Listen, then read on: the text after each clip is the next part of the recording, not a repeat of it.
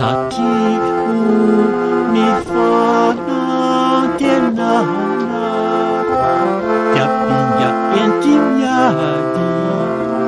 efa fantatrao sahady raha toy ianao ka tojo alondrano ka ny masonao zary mangano ano ka azadinonao ny manankenatrano tsy maintsy mandresy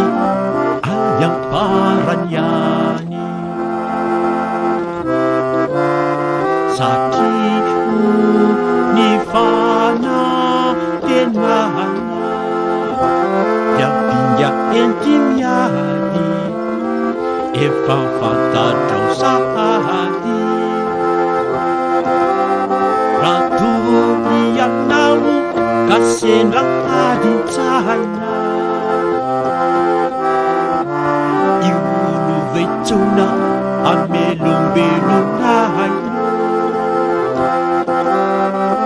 mitiky atrany mananaso tompo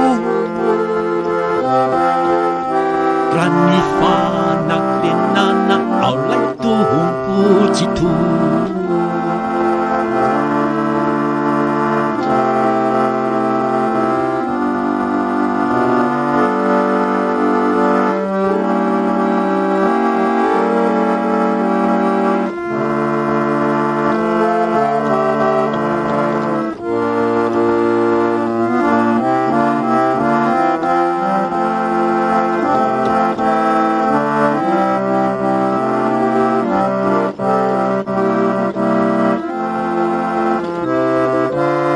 satria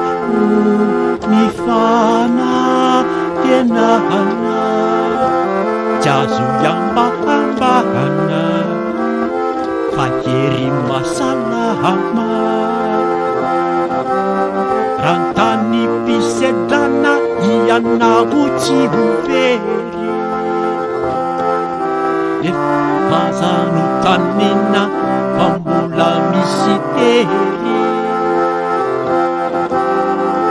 mitiky atrany manana risipo raha ny fanantenana ao lay tompo tsy toa